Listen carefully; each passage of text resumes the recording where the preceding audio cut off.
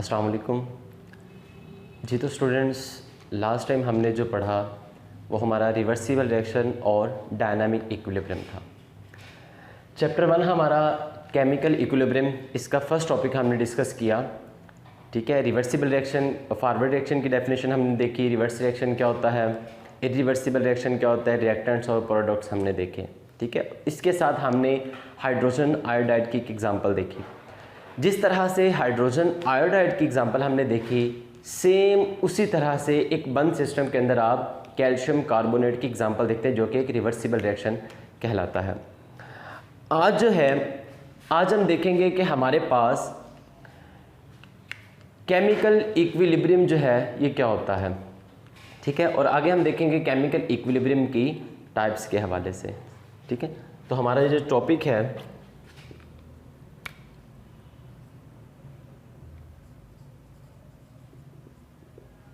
वो है chemical equilibrium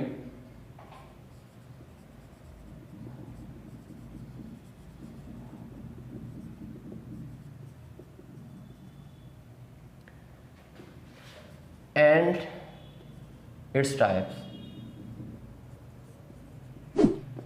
ये आपका जो टॉपिक है ये आपका रिवर्सिबल रिएक्शन और डायनामिक इक्विलिब्रियम के अंदर ही है। मतलब मेन हेडिंग जो है वो आपकी वही है, reversible reaction and dynamic equilibrium. ठीक है, लेकिन उसके साथ चूंकि हम आगे आ चुके हैं तो ये हमारी हेडिंग बनती है chemical equilibrium and its types. Chemical equilibrium क्या होता है और इसकी टाइप्स क्या होती हैं, आज हम इसको देखेंगे। हमारे पास केमिकल इक्विलिब्रियम की स्टेट की जो डेफिनेशन होती है वो ये है कि केमिकल इक्विलिब्रियम स्टेट हमारे पास क्या होती है, the rate of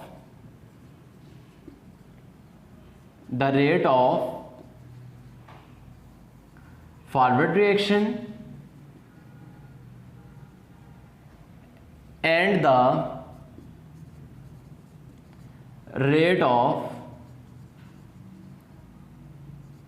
reverse reaction. The rate of forward reaction and the rate of reverse reaction become equal।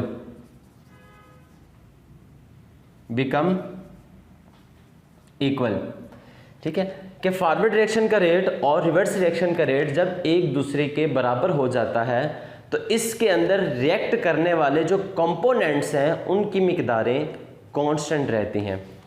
The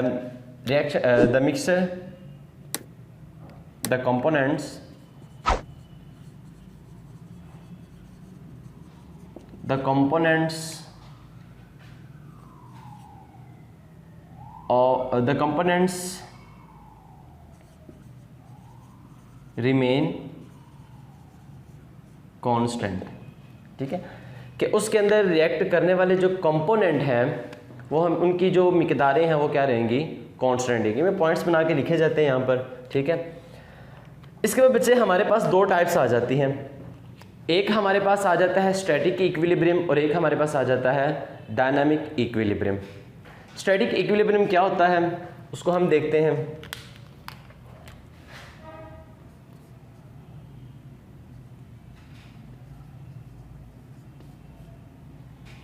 सबसे पहले हमारे पास आ जाता है स्टैटिक इक्विलिब्रियम।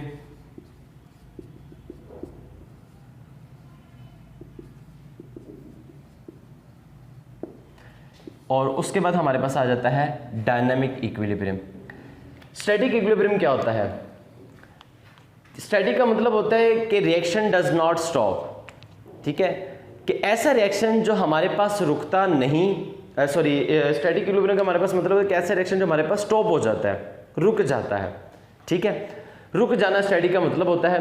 तो ऐसा रिएक्शन जो मजीद आगे ना बढ़ रहा हो। ठीक है, और उसके जब मजीद आगे नहीं बढ़ रहा तो उसका क्या मतलब है, उसका मतलब ये है कि उस पर अमल करने वाली जितनी भी फोर्सेस है वो हमारे पास इक्विलिब्रियम की हालत में आ गई हैं।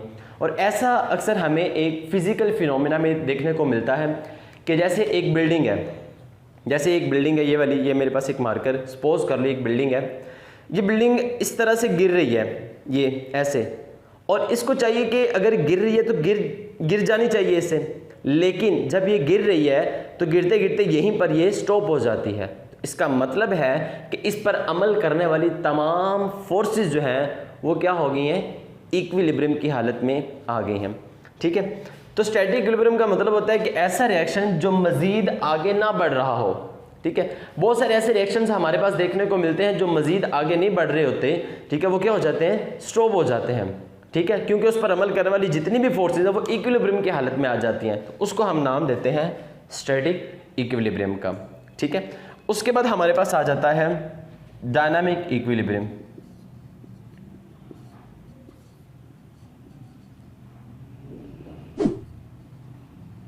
Dynamic equilibrium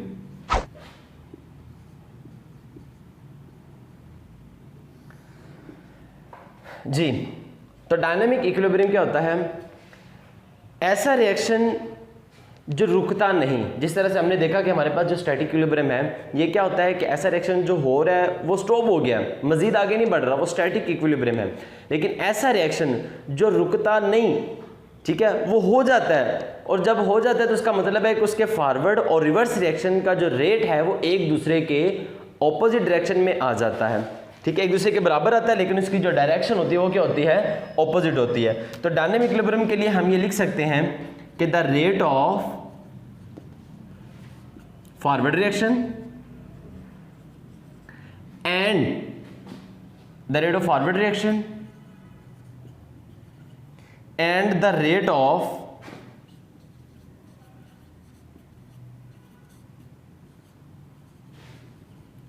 reverse reaction. ठीक है, the rate of forward reaction and the rate of reverse reaction become equal, कि फॉरवर्ड रिएक्शन का रेट और रिवर्स रिएक्शन का जो रेट है वो एक दूसरे के बराबर आ जाता है।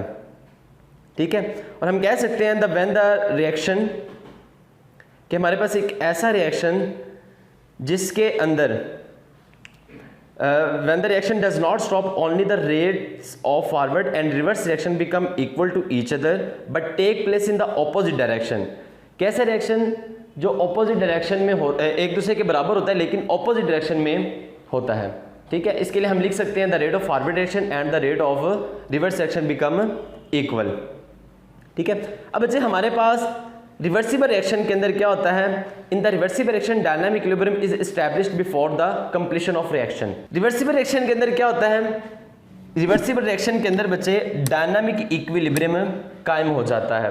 ठीक है, रिएक्शन कंप्लीट होने से पहले, मतलब एक रिएक्शन हो रहा है, रिएक्शन के कंप्लीट हो जाने का मतलब ये होता है कि जितने भी हमारे पास रिएक्टेंट्स के अंदर कंपोनेंट्स बने वो सारे के सारे क्या बन जाए, अगर वो प्रोडक्ट बन जाए तो हमारे पास रिएक्शन क्या हो जाता है, कंप्लीट हो जाता है। ठीक है, कि अगर हमारे पास रिएक्टेंट्स जो हैं अगर वो प्रोडक्ट्स में तब्दील हो जाते हैं तो हमारे पास वो क्या हो जाता है, रिएक्शन है कंप्लीट हो जाता है। तो एक रिएक्शन हो रहा है, ठीक है, रिएक्शन होते होते उनके दरमियान क्या कायम हो जाता है, एक डायनामिक इक्विलिब्रियम कायम हो जाता है। तो डायनामिक इक्विलिब्रियम कायम हो जाने का जो मतलब है वो ये है कि फॉरवर्ड रिएक्शन का रेट और रिवर्स रिएक्शन का रेट जो है ये क्या हो जाता है, एक दूसरे के बराबर हो जाता है। तो इसके लिए एक ग्राफ हम देखते हैं, वो ग्राफ कुछ इस तरह से हम ड्रा करेंगे कि वाई एक्सिस पे हम रिएक्शन का रेट लेंगे और एक्स एक्सिस पे हम इसका टाइम लेंगे। वाई एक्सिस पे रेट ऑफ रिएक्शन, इसको मैं ऐसे, रेट ऑफ रिएक्शन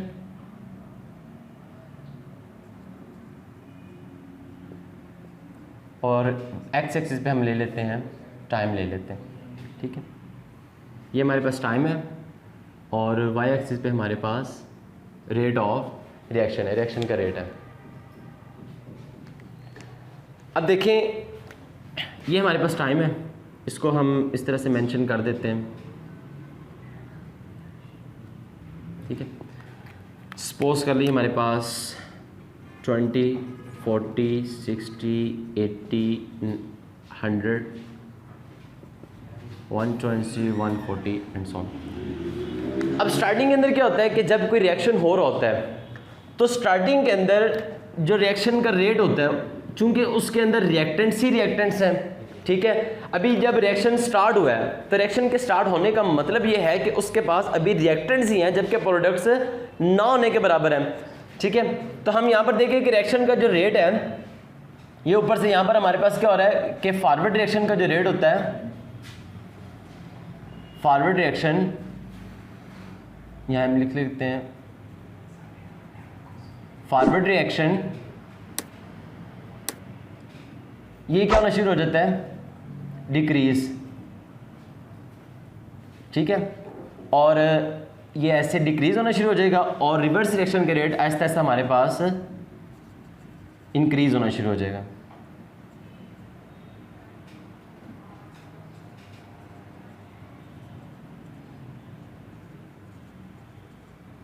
ठीक है, ऐसा कैसे होता है कि आप देखें कि शुरू के अंदर फॉरवर्ड रिएक्शन के अंदर हमारे पास क्या है, एक रिएक्शन है, मैं यहाँ पर रिएक्शन दोबारा लिख लेता हूँ कि अगर हमारे पास 2H2 प्लस O2 है, ये हमारे पास एक रिएक्शन हो रहा है, ठीक है, ये हमारे पास क्या बनाता है, 2H2O वाटर। अब जो चीज़ें आपस में रिएक्ट कर रही हैं, ठीक है, ये हमारे पास क्या कहलाती हैं, रिएक्टेंट्स, ठीक है। अब ये जो रिएक्टेंट्स हैं ये हमारे पास क्या हो रहे हैं, फॉरवर्ड। तो जब ये हमारे पास ये कंपोनेंट्स पड़े हुए हैं, जब ये फॉरवर्ड हो रहे हैं तो इसका मतलब है कि हमारे पास उस वक्त अभी इसकी सिर्फ यही मिकदार है, ये जो प्रोडक्ट है अभी ये हमारे पास ना होने के बराबर है, तो इसका रेट बहुत ज़्यादा है, लेकिन आहिस्ता आहिस्ता ये क्या होना शुरू हो जाएगा, डिक्रीज, ठीक है। अब जब रिएक्शन जो है, रिएक्शन के अंदर जो ये रिएक्ट चीज़ें कर रही हैं, जब ये प्रोडक्ट बन जाती हैं, ठीक है, और प्रोडक्ट जो है यहाँ पर अब इसकी दूसरी एग्जांपल लिख लेते हैं, H2 प्लस I2, ये हमारे पास एक रिवर्सिबल रिएक्शन की एग्जांपल है, हाइड्रोजन आयोडाइड बना रही है, ठीक है। अब स्टार्टिंग के अंदर क्या होता है कि फॉरवर्ड रिएक्शन का रेट बहुत ज़्यादा तेज़ होता है, बहुत ज़्यादा फास्ट होता है, जबकि रिवर्स रिएक्शन का रेट बहुत ज़्यादा स्लो होता है, ठीक है, वो तकरीबन ना होने के बराबर होता है। लेकिन ग्रेजुअली रफ्ता रफ्ता हमारे पास क्या होता है कि फॉरवर्ड रिएक्शन का रेट जो है वो क्या होना शुरू हो जाता है, स्लो होना शुरू हो जाता है, और रिवर्स रिएक्शन का रेट तेज़ होना शुरू हो जाता है। और एक ऐसा वक्त आता है कि जब फॉरवर्ड रिएक्शन का रेट और रिवर्स रिएक्शन का रेट एक दूसरे के ऑपोजिट है, लेकिन एक दूसरे के क्या आ जाता है, बराबर आ जाता है। जब ये एक दूसरे के बराबर आएगा तो हम क्या कहेंगे कि फॉरवर्ड रिएक्शन का रेट और रिवर्स रिएक्शन का रेट एक दूसरे के बराबर आया है, ठीक है। तो ये किस फॉर्म में आ गया, इक्विलिब्रियम की हालत में आ गया हमारे पास, ठीक है। बच्चे देखिए कि कोई रिएक्शन जब हो रहा है तो उस रिएक्शन के होने से पहले ही उसके दरमियान क्या कायम हो जाता है, डायनामिक इक्विलिब्रियम कायम हो जाता है, ठीक है। और जब डायनामिक इक्विलिब्रियम कायम होता है तो इसका मतलब है कि फॉरवर्ड और रिवर्स रिएक्शन का रेट जो है ये एक दूसरे के बराबर आ जाता है। लेकिन आप देख सकते हैं यहाँ पर इसकी डायरेक्शन क्या है, ऑपोजिट है। शुरू के अंदर हमारे पास फॉरवर्ड रिएक्शन का रेट बहुत ज़्यादा होता है, हाई होता है, रेट ऑफ फॉरवर्डेशन बहुत ज़्यादा हाई है, ठीक है। और उस वक्त रेट ऑफ रिवर्स रिएक्शन जो है यहाँ पर वो तकरीबन ये देखें आप यहाँ पर ना होने के बराबर है, निग्लिजिबल है, ठीक है। लेकिन जैसे जैसे रिएक्शन हो रहा है, ये रिएक्शन जब आगे बढ़ रहा होता है, क्योंकि एक बंद सिस्टम है, तो बंद सिस्टम के अंदर क्या होता है, अगर आप इसको हीट कर रहे हैं तो इसके अंदर काइनेटिक एनर्जी बढ़ जाएगी। जब काइनेटिक एनर्जी बढ़ेगी तो ऐसे ऐसा वो क्या होना शुरू हो जाएंगे, वेपर्स बनना, और जब इसको बाहर निकलने के लिए कोई जगह नहीं मिलेगी, वो दोबारा से क्या होना शुरू हो जाएगा, अपनी वेपर से लिक्विड फॉर्म में आना शुरू हो जाएंगे, और दोबारा से फिर वो क्या अमल होगा, वो अमल फिर ऐसा ऐसा फास्ट हो जाएगा, तेज़ हो जाएगा, ठीक है। आगे हम नेक्स्ट टॉपिक के अंदर हम जब ये देखेंगे कि इनकी प्रॉपर्टीज़ क्या है, फॉरवर्ड और रिवर्स रिएक्शन की डायनामिक जो है, ये हमारे पास डायनामिक है ना, तो आगे हम देखेंगे कि फॉरवर्ड और रिवर्स रिएक्शन की हमारे पास जो है डायनामिक इक्विलिब्रियम मैक्रोस्कोपिक प्रॉपर्टीज़ हैं, वो इसको हम देखेंगे। अब देखें कि फॉरवर्ड रिएक्शन का रेट और रिवर्स रिएक्शन का रेट, ठीक है, एक दूसरे के बराबर आ गया। जब बराबर आ जाएगा हम कहेंगे इन्होंने क्या कायम कर लिया है, इक्विलिब्रियम कायम कर लिया है, ठीक है। तो हम इसको कह सकते हैं हमारे पास क्या है, डायनामिक इक्विलिब्रियम का एक ग्राफ है, ठीक है। डायनामिक इक्विलिब्रियम की फॉरवर्ड और रिवर्स रिएक्शन की हमारे पास डायनामिक प्रॉपर्टीज़ हैं, वो आगे हम इसको नेक्स्ट लेक्चर के अंदर देखेंगे, ठीक है। तो आज हमारा टॉपिक था ये, हमारा टॉपिक आज ख़त्म होता है, रिवर्सिबल रिएक्शन और डायनामिक इक्विलिब्रियम, ठीक है। उसके अंदर आज जो हमने देखा वो केमिकल इक्विलिब्रियम से हमने स्टार्ट किया और आगे हमने इसकी टाइप्स को देखा। नेक्स्ट लेक्चर में हम मिलेंगे, अपना बहुत ज़्यादा ख्याल रखिएगा, अल्लाह हाफिज़।